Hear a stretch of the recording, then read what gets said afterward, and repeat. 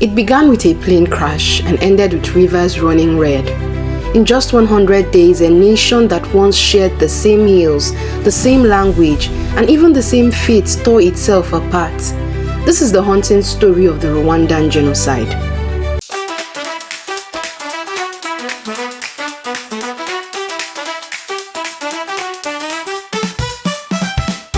Rwanda, a small beautiful country often called the land of 1,000 hills, but in 1994 those hills witnessed one of the darkest chapters in human history.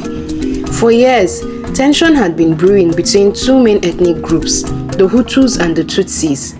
The roots went deep, back to colonial times when Belgian rulers divided Rwandans by identity cards, labeling some as Tutsi and others as Hutus. Tutsis, being taller and lighter skinned, were favored, given better jobs and education.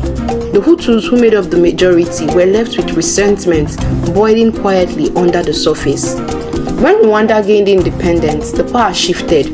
Hutus took charge and decades of bitterness began to spill over. But it wasn't until April 6, 1994 that the spark finally hit the powder keg. That night, a plane carrying President Juvenal Habyarimana, a Hutu, was shot down over Kigali.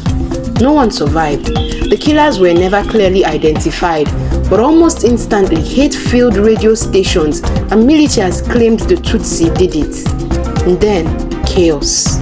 Within hours, roadblocks went up. Neighbors turned on neighbors. Families were dragged out of their homes. The infamous Intahamawe militia roamed the streets with machetes, clubs and guns, killing anyone identified as Tutsi or anyone who dared to protect them.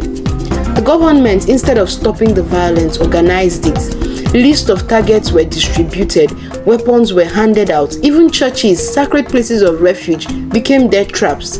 People fled to churches hoping for safety, only to be betrayed and slaughtered inside. It wasn't war, it was extermination. Day after day, the killing went on. Mothers, children, priests, teachers, no one was spared. Some were hunted through swamps, others hacked down in schools and streets. In 100 days, over 800,000 souls were wiped out, nearly 1/10 of the country's population. And the world? The world mostly looked away. The United Nations had peacekeepers there, but they were ordered not to intervene.